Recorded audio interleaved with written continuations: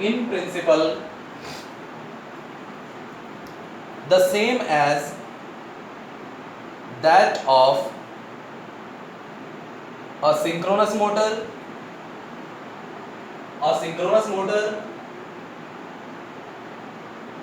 or generator. ठीक है, तो एक चीज बस ध्यान में रखना है, इसका जो पहला पॉइंट है कि यहां जो हम लोग बनाते हैं ना स्टार्टर, इंडक्शन मोटर का स्टार्टर, वो सैद्धांतिक रूप से यानी इन प्रिंसिपल एकदम आपके सिंक्रोनस जनरेटर या सिंक्रोनस मोटर के स्टार्टर की तरह रहता है।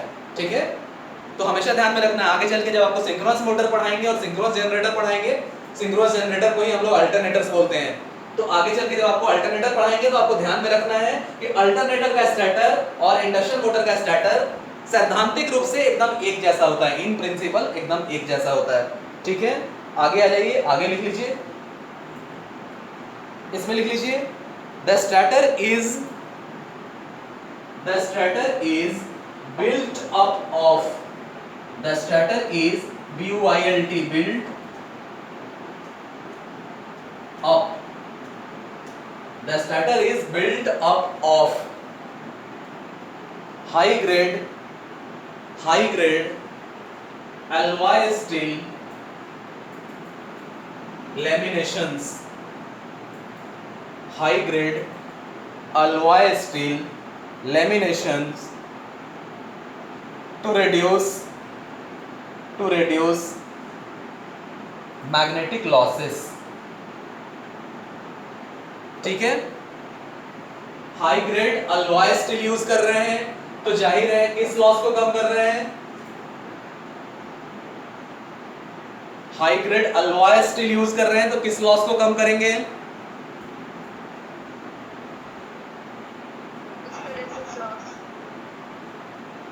ओके, और लेमिनेशंस यूज करेंगे तो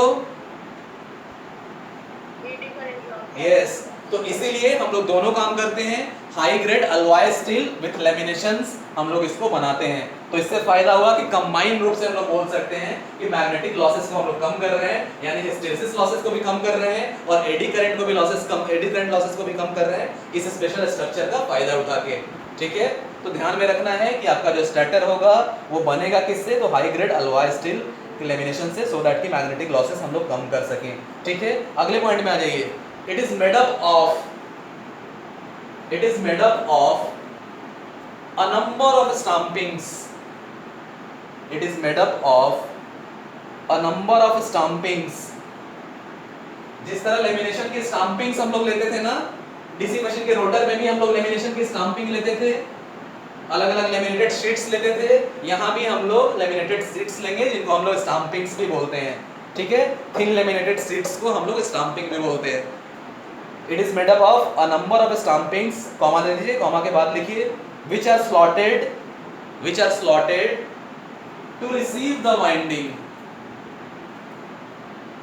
ठीक है, तो यहाँ क्या है, a number of stamping use करके, high grade alloy steel laminations use करके हम लोग स्टार्टर बनाते हैं और स्टार्टर में इस तरह से स्लॉटेड रहता है, यानी स्लॉट काटा रहता है। क्यों स्लॉट काटा रहता है, क्योंकि वहां वाइंडिंग को रिसीव कर सके, यहाँ यानी वाइंडिंग को वहां प्लेस कर सके। ठीक है, तो इस तरह वाइंडिंग को हम लोग स्लॉट में प्लेस करते हैं। तो स्टार्टर का कंस्ट्रक्शन इस तरह से रहता है, और पॉइंट लिखिए कंस्ट्रक्शन में। ठीक है, तो लिख लीजिए द लेमिनेशंस आर slotted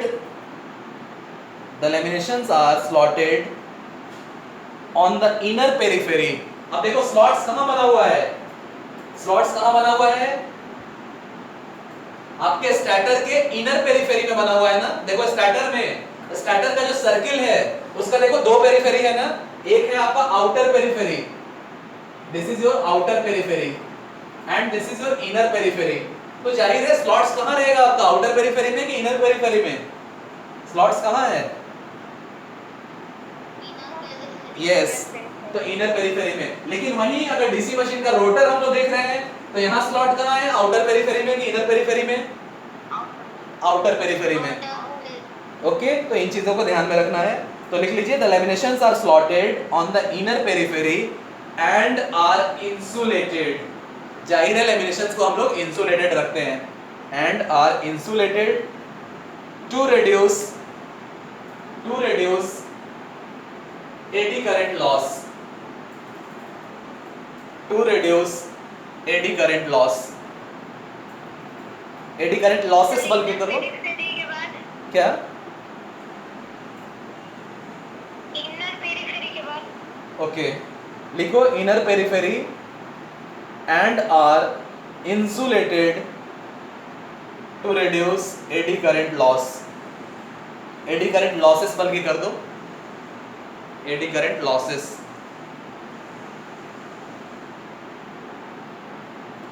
ठीक है, अब स्टार्टर में हम लोग रखते क्या है, तो देखो स्टार्टर में हम लोग क्या रखे हैं, कंडक्टर्स रखे हैं। और ये कंडक्टर्स किन किन कंडक्टर कैसा है, इन कंडक्टर के बारे में हम लोग क्या कह सकते हैं। स्टार्टर में जो हम लोग कंडक्टर रख रहे हैं ना स्टार्टर के स्लॉट्स में, इन कंडक्टर के बारे में हम लोग क्या कह सकते हैं, सीक्वेंस में है, फेज सीक्वेंस में है, यानी 3 फेज वाइंडिंग का है। तो लिख लीजिए the starter carries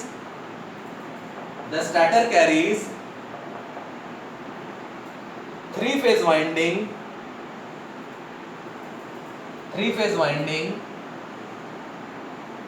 and is fed from a 3 phase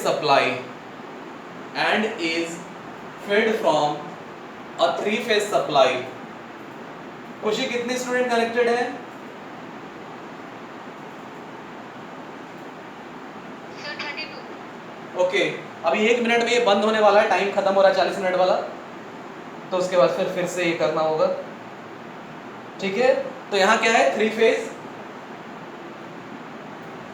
supply हम लोग स्टार्टर की वाइंडिंग को यहाँ देते हैं, यानी आपका स्टार्टर जो है ना वो 3 फेज वाइंडिंग इस पे हमने प्लेस किया है, स्टार्टर पे हमने 3 फेज वाइंडिंग प्लेस किया है और 3 फेज सप्लाई देते हैं। ये तो आपको स्टार्टिंग में ही बता चुके हैं कि इस तरह से तीनों फेज की वाइंडिंग को रखेंगे और इसको सप्लाई इस तरह से 3 फेज में हम लोग देंगे। सर हाँ बोलो, परसेंटेज बता दीजिए ना, मैं इसका मतलब है क्या नहीं समझ में आया। स्टैंपिंग्स, यस स्टैंपिंग में क्या नहीं समझ में आया, डीसी मशीन का क्लास नहीं की थी मेरा।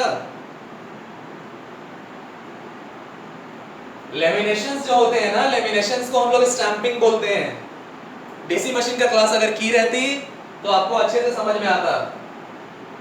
ये जो होता है ना, जैसे डीसी मशीन में भी रोटर हम लोग बनाते थे, तो ये अलग अलग लेमिनेटेड शीट्स हम लोग लेते थे और उन लेमिनेटेड शीट को एक साथ स्टैक करते थे। इस तरह जो आपका अलग अलग लेमिनेटेड शीट है ना, तो उन अलग अलग लेमिनेशंस को ही हम लोग स्टैंपिंग बोलते हैं।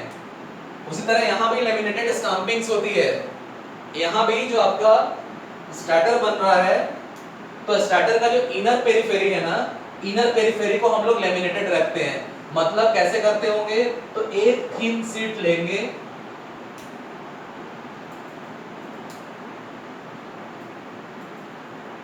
एक पतला सा थिन शीट लेंगे और उसमें अंदर में इस तरह से लेमिनेशन काटा हुआ रहेगा, उसमें अंदर में इस तरह से लेमिनेशन काटा हुआ रहेगा। ये पतला मेटल शीट है,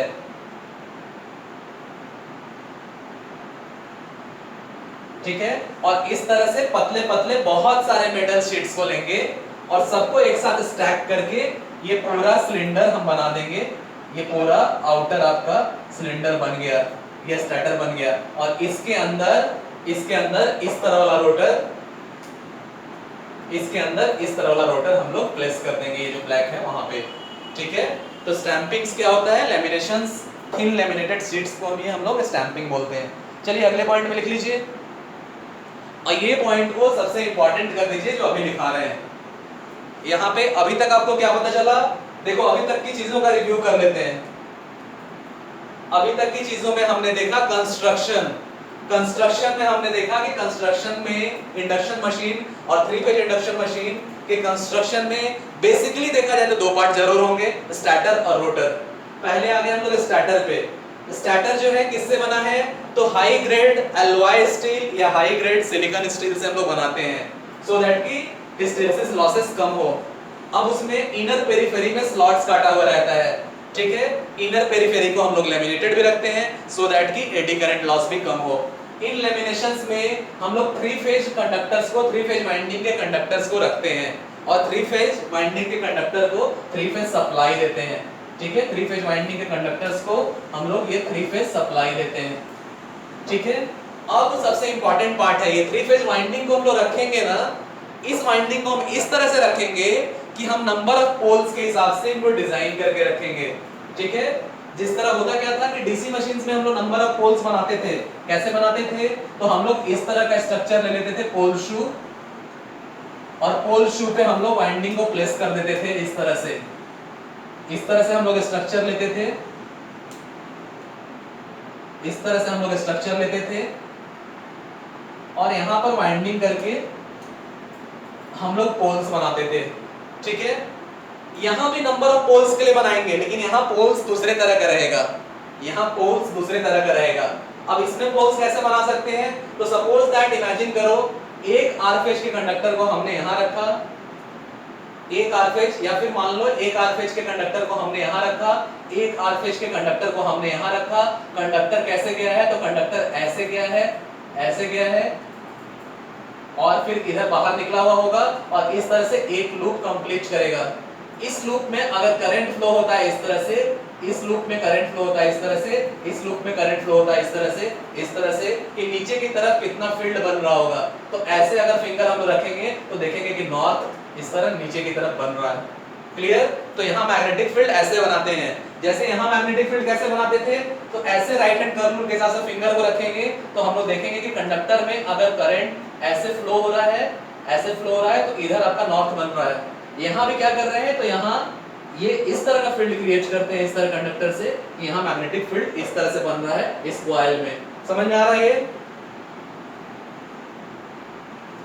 यस सर। ठीक है, तो यहाँ इस तरह से, तो सबसे बड़ी बात है यहाँ इंपॉर्टेंट इसलिए है कि इसको हम लोग इस तरह से डिजाइन करते हैं स्टार्टर को कि यहाँ जितना रिक्वायर्ड नंबर ऑफ पोल्स है उसके लिए डिजाइन करके इस वाइंडिंग का डिस्ट्रीब्यूशन हम वैसे कर सकें, यानी इस वाइंडिंग को इस तरह से प्लेस करें कि हमें जितना नंबर ऑफ पोल्स चाहिए उस पर्टिकुलर पोल के लिए इस वाइंडिंग को अरेंजमेंट करके डिजाइन हम लोग कर सकें। इसी पॉइंट को लिखे इंपॉर्टेंट करके, it is wound for, it is wound for a definite number of poles, a definite number of poles.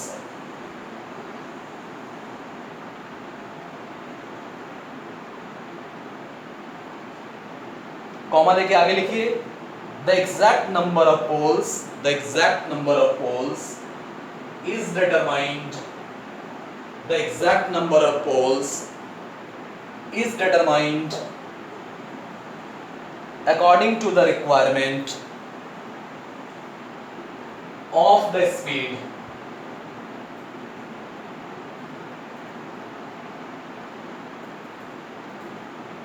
अब कल वर्किंग का, इसका वर्किंग प्रिंसिपल कि कैसे इंडक्शन मोटर स्टार्ट होता है, कैसे इंडक्शन मोटर रन करता है, ये थोड़ा सा बेसिक्स कल आप लोग को बताए थे। आगे चल के उसको बहुत डिटेल से बताएंगे, एक एक चीज और एक एक चीज का उसका मैथमेटिकल डेरिवेशन करेंगे, ग्राफिकली हम लोग देखेंगे, इलेक्ट्रिकल इंजीनियरिंग के कांसेप्ट से हम लोग देखेंगे। लेकिन उतना बेसिक्स, क्योंकि कंस्ट्रक्शन को समझने के लिए भी थोड़ा सा वर्किंग जानना जरूरी रहता है, इसलिए मैंने कल के क्लास में आपको बेसिक बताया। बेसिक में मैंने आपको बताया कि किस तरह से आपके स्टार्टर पे सप्लाई देने से रोटेटिंग रिजल्टेंट मैग्नेटिक फ्लक्स बनेगा, और मैग्नेटिक फ्लक्स किस स्पीड से रोटेट करेगा आपको बता चुके हैं।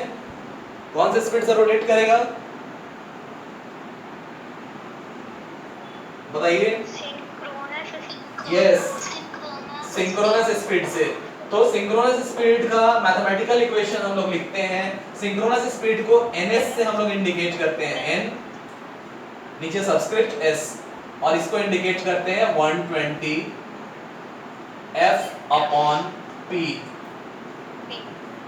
तो यहाँ क्या है, यहाँ अभी के पॉइंट में आपको क्या बताया गया कि वाइंडिंग को एक डेफिनेट नंबर ऑफ पोल्स के लिए हम लोग डिजाइन करते हैं, और एग्जैक्टली कितने नंबर ऑफ पोल्स के लिए डिजाइन करेंगे ये डिपेंड करता है कि आपको सिंक्रोनस स्पीड कितना रखना है, क्योंकि सिंक्रोनस स्पीड के हिसाब से आपके मोटर का एक्चुअल स्पीड भी होगा। आपके मोटर का एक्चुअल स्पीड कौन सा होगा, जो आपके रोटर का स्पीड है, ये स्पीड। तो आपके फील्ड के रोटेशन का, मैग्नेटिक फील्ड के रोटेशन का एक्चुअल स्पीड कौन सा होगा? रोटर के रोटेशन का। तो रोटर के रोटेशन के स्पीड को हम लोग nr से इंडिकेट करते हैं, और nr जो है very much near to the synchronous speed पहुंचता है, लेकिन इंडक्शन मोटर के करीब केस में कभी भी ये सिंक्रोनस स्पीड के बराबर नहीं होगा। यानी कभी भी ऐसा केस नहीं आएगा जब ns nr के बराबर आ जाए। आगे चल के आपको बताएंगे क्यों ऐसा होता है। कभी भी ऐसा केस नहीं आएगा जब ns nr के बराबर हो जाए। हमेशा nr ns से कम रहेगा, ठीक है, लेकिन हाँ very much near to ns रहेगा। जैसे सपोज दैट इस इंडक्शन मोटर को अगर 1500 आरपीएम के लिए हम लोग डिजाइन कर रहे हैं, 1500 आरपीएम क्या है? इसका ns है। ns का मतलब क्या है? इसके रोटेटिंग रिजल्टेंट मैग्नेटिक फ्लक्स का स्पीड है। तो nr कहां तक पहुंच सकता है? nr 1495 तक पहुंच सकता है, यानी very much near to the synchronous speed. तो कहने का मतलब ये है कि हम लोग स्टार्टर में वाइंडिंग प्लेस करते हैं, 3 फेज वाइंडिंग, इसको सप्लाई भी देते हैं 3 फेज, और इसको एक डेफिनेट नंबर ऑफ पोल्स के लिए हम लोग डिजाइन करते हैं। और एग्जैक्टली कितने पोल के लिए डिजाइन करेंगे ये डिपेंड करेगा कि आपको कितना सिंक्रोनस स्पीड रखना है, और सिंक्रोनस स्पीड ही डिसाइड करेगा कि कितना तक रोटर स्पीड को हम लोग ले जा सकते हैं। वो आगे चल के हम लोग देखेंगे, स्लिप पे डिपेंड करेगा। Is that clear? तो इसको कंप्लीट कर लीजिए इस पॉइंट को।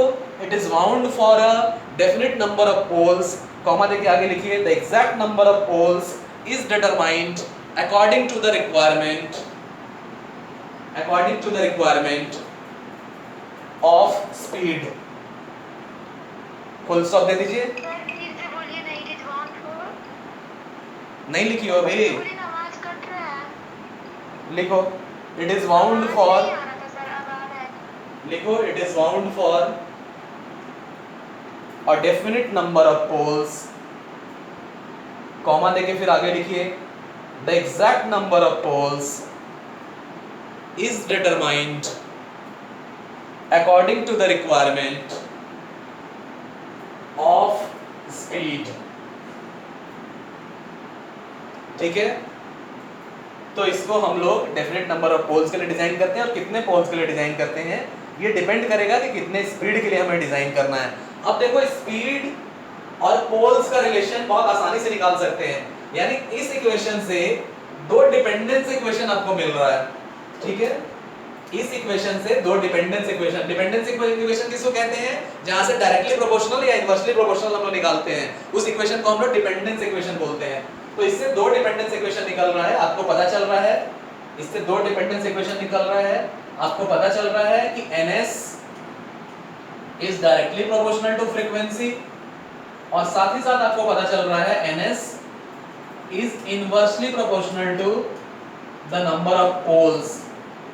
जाहिर है नंबर ऑफ पोल्स जितना ज्यादा रखेंगे स्पीड उतना ही कम हो जाएगा, नंबर ऑफ पोल्स जितना ज्यादा रखेंगे स्पीड उतना ही कम हो जाएगा, ठीक है। तो ये रिलेशन को हमेशा ध्यान में रखना है, फ्रीक्वेंसी जितना ज्यादा रखेंगे स्पीड उतना ही बढ़ जाएगा, ठीक है। फ्रीक्वेंसी इंक्रीज करेगा तो स्पीड भी इंक्रीज करेगा क्योंकि डायरेक्टली प्रोपोर्शनल है, लेकिन नंबर ऑफ पोल्स इंक्रीज करेगा तो आपका स्पीड डिक्रीज करेगा, सिंक्रोनस स्पीड डिक्रीज करेगा, और सिंक्रोनस स्पीड डिक्रीज करेगा तो अपने आप रोटर स्पीड भी डिक्रीज करेगा, ठीक है। तो इस पॉइंट को लिख लीजिए, greater the number of poles, greater the number of poles lesser is the speed. Number of poles के बाद एक कॉमा दे दीजिए, greater the number of poles lesser is the speed and vice वर्सा।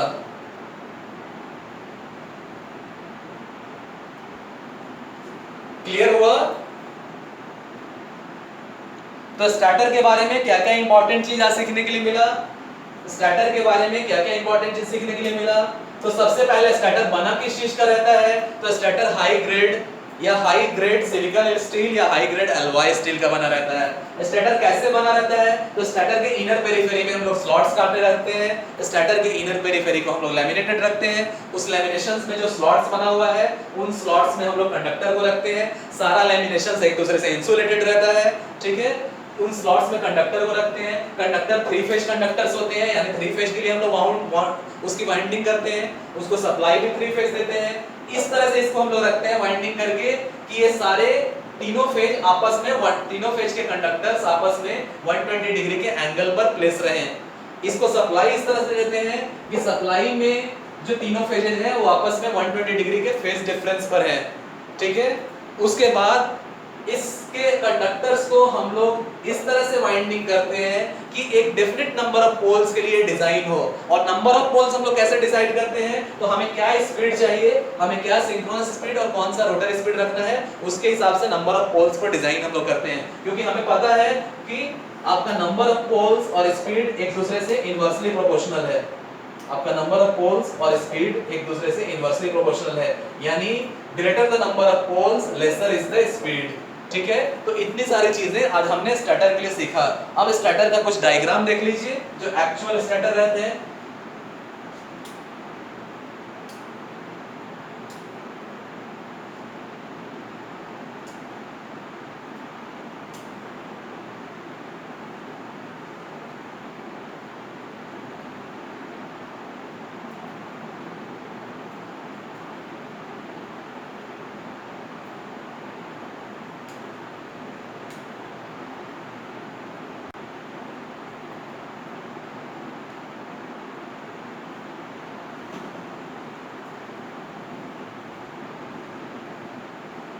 तो स्टार्टर कुछ इस तरह से रहता है।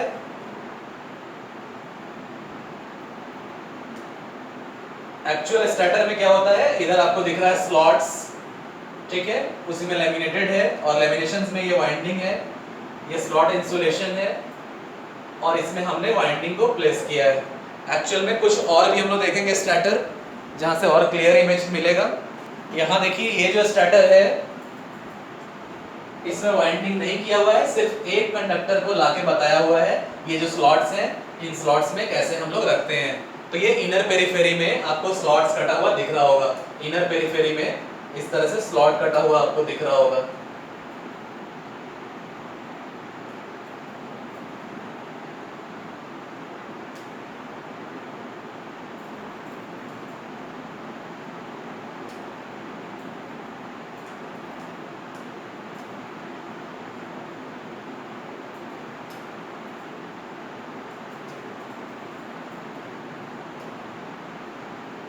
ये आगे चल के आपको बताएंगे रोटर है, इस तरह से रोटर हम लोग बनाते हैं और ये मेटल बार्स का रहता है स्क्वायरल केज इंडक्शन मोटर में। ये इन रिंग और स्क्वायरल केज इंडक्शन मोटर में रोटर पे हम लोग कंडक्टर को नहीं रखते हैं, मींस वायर्स को नहीं रखते हैं। कंडक्टर तो खैर है ही, मेटल बार्स पे कंडक्टर है, लेकिन वायर्स को हम लोग नहीं रखते हैं, ठीक है। तो स्क्वायरल केज इंडक्शन मोटर में रोटर पे हम लोग वायर्स को नहीं रखते हैं, हम लोग थिक मेटल रॉड्स को रखते हैं। सब मेटल रॉड है जिसको टाइटली या तो हम लोग बोल्टिंग करके कसते हैं या हम लोग इसको वेल्डिंग करके कसते हैं, ठीक है। और इसी की वजह से ऑलमोस्ट अनब्रेकेबल स्ट्रक्चर इसका बनता है। चलो ये बाद में देखेंगे, पहले स्टार्टर का एक्चुअल कुछ इमेज जो हम खोज रहे हैं वो दिखा दें आपको। ओके, तो ये डिटेल्ड डायग्राम है आपके स्टार्टर का। यहाँ से बहुत क्लियर आपको स्टाम्पिंग और पूरी की पूरी वाइंडिंग के लिए जो स्लॉट्स बनाते हैं वो दिखेगा।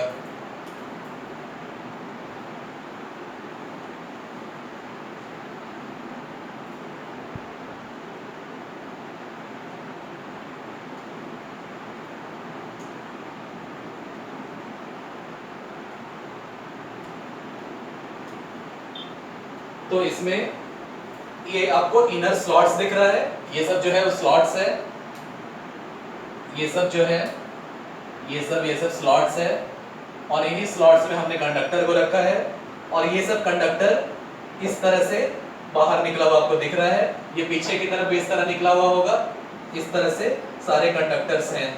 अब होता क्या है कि यहाँ तो हम लोग कलर से आपको दिखा देते हैं कि R/B यानी तीनों फेज का कलर है, लेकिन एक्चुअली में वाइंडिंग कलर्ड तो रहता नहीं है, क्योंकि वाइंडिंग आपका कॉपर का वाइंडिंग है, ठीक है, जो इंसुलेटेड रहता है। तो वाइंडिंग में पता नहीं चलता है कौन सा R फेज का है, कौन सा Y फेज का है, कौन सा B फेज का है, लेकिन हम लोग इसको इस तरह से डिजाइन करते हैं सारे फेजेस एक दूसरे से 120 डिग्री के एंगल पे हो और इस तरह से हम लोग डिजाइन करके पूरे स्टार्टर की हम लोग वाइंडिंग कर देते हैं। इस तरह से डिजाइन करके पूरे स्टार्टर की हम लोग वाइंडिंग कर देते हैं।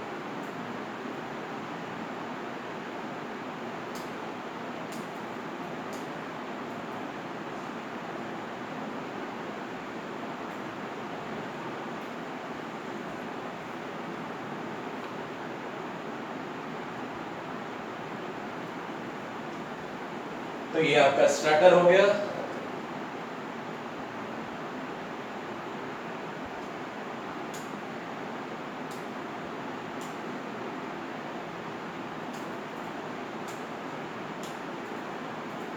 और डिटेल से स्टार्टर देखना है तो ये भी स्टार्टर है आपका। ये तो रोटर है, लेकिन ये स्टार्टर है। और इस तरह से स्टार्टर को हमने डिजाइन किया है और इसके अंदर बाद में रोटर चला जाता है। ये आपका स्टार्टर है। ये इनर लेमिनेशन, इनर पेरिफेरी में स्लॉट्स और यहाँ पर आपकी वाइंडिंग। तो इस तरह से स्टार्टर को हम लोग डिजाइन करते हैं। ये आपका स्टार्टर है, ठीक है।